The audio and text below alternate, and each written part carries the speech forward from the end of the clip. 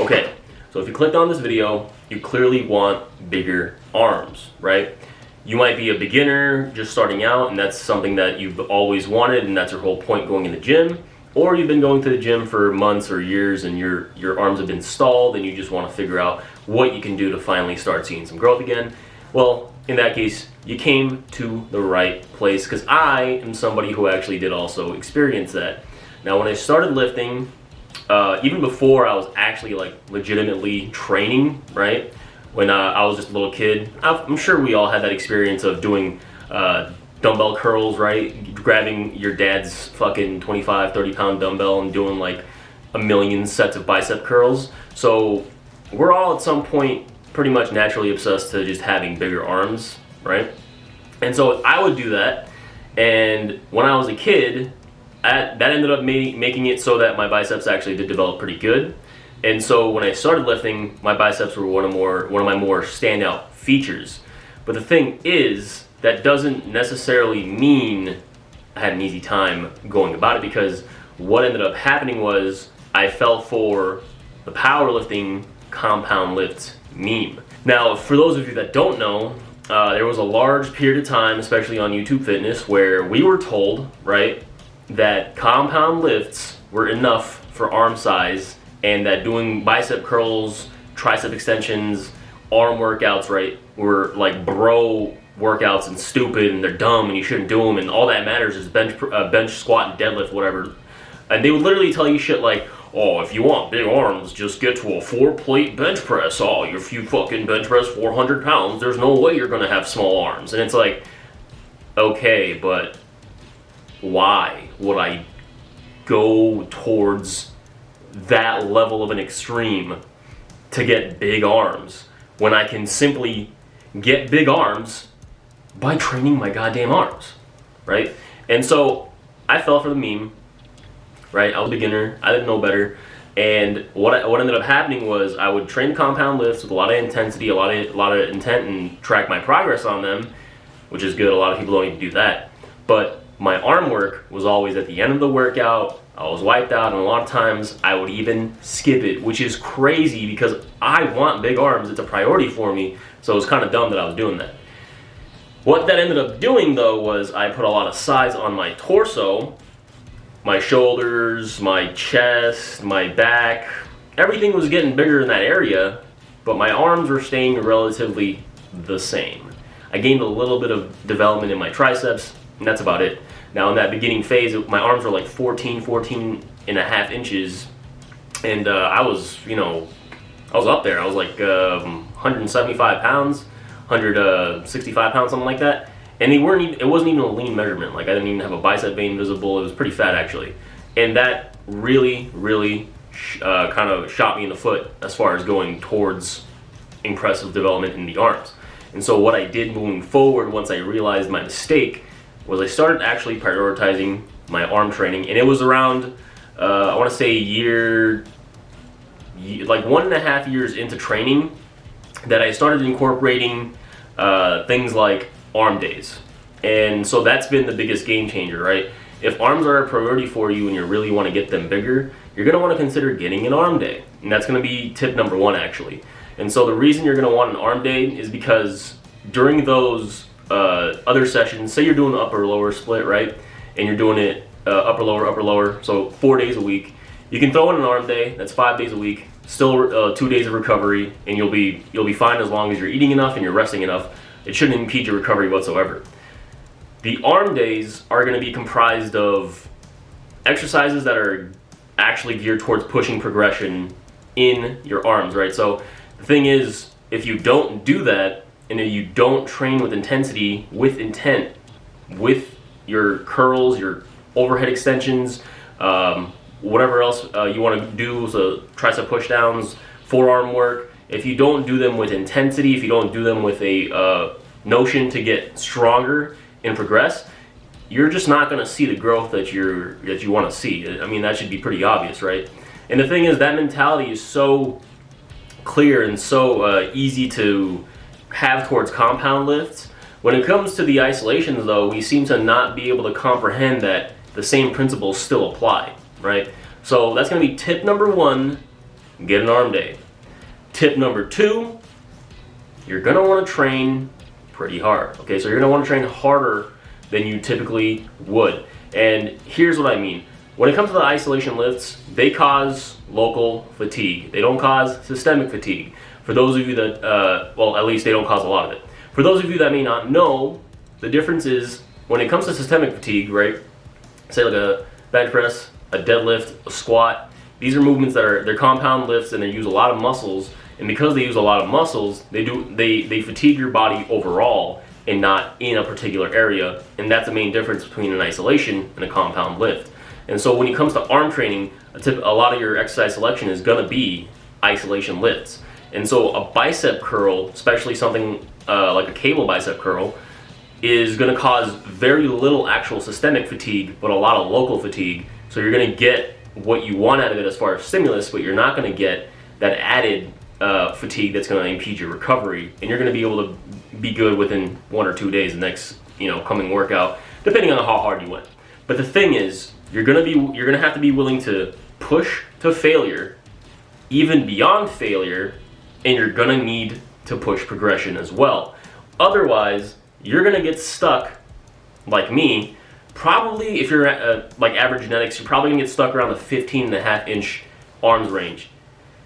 That's where I was stalled, and until I started actually taking my arm training more seriously, I didn't see any growth in that area. Now, here's the good news though. Once I did start implementing an arm day, and I did start training my arms with intent and intensity, with a lot more of a push towards progression, I actually saw a lot of growth. So my arms went from 15.5 to now 16.5 a year later, and I'm sitting in front of you with some pretty legitimately large arms. My left one's actually a little bit bigger than my right. It's an insertion thing. Irritating, but this one's actually closing on 17 inches now, which is pretty exciting. But the thing is, I wouldn't have gotten here if I didn't start implementing these things. And now number 3 is gonna be good exercise selection. Now, here's the thing. What worked for one person may not necessarily work for you, okay? We all have different limb lengths, we have different joints, and we have different insertions. We all have a bunch of different ways that we're built, right? In my case, my wrists are very, very, I don't want to say fragile, but they are kind of, they're pretty weak, right? They can't tolerate certain movements. Something like an easy bar curl, which a lot of people have no issue with, I can't do it for a long period of time without my wrists starting to get achy and needing to deload so that I can get rid of the fatigue to be able to do it again. Which is irritating because the easy bar curl is a very good exercise for building up strength in your arms. So what's the solution there? You can either keep doing those exercises that hurt your joints and put you out of the game, potentially injure you, or find that variations of those exercises that you're able to tolerate a lot better. In my case, that ended up being cable work. Okay, so I was able to, instead of do the easy bar curl, I could then do instead something like a regressed cable pelican curl, which did a lot of favors for me because it's easy on the wrists. The tension curve is a lot more even, so it's easy on your joints in general. And I was able to hit my bicep in ways that typically I'm not going to be able to do with free weights. And for me, that ended up being the solution. My biceps have gotten a lot bigger in these past couple of months than they have in a long time. Now, in other exercises for the bicep that I started doing was the potty curl. Again, another banger. This is what worked for me. If you're like me and you have achy wrists and even dumbbell curls for a while, like heavy dumbbell curls for a while start to hurt, easy bar curls start to hurt, try incorporating some cable work, and that may be the solution for you as well, because it did help me a lot. I don't get that same achiness and fatigue in my joints that I once did, and so it's been a big game changer for me, and it's something that you should definitely consider. Another thing to keep in mind is that the bulk of your arm size comes from your triceps and not your biceps, specifically your triceps long head. Now this is the head of your tricep that you're going to want to focus on the most because it has the biggest impact on the visual of how large your arm actually looks from the side, when you're flexing from the front like this. It's always kind of visible, and it's always giving you that girth, just that meaty look to it that makes you look strong and powerful. And the way that you're gonna be able to target that is any movement that puts your elbow overhead, okay? So an overhead extension is a great way of doing that. I personally do relatively heavy overhead extensions with a rope attachment.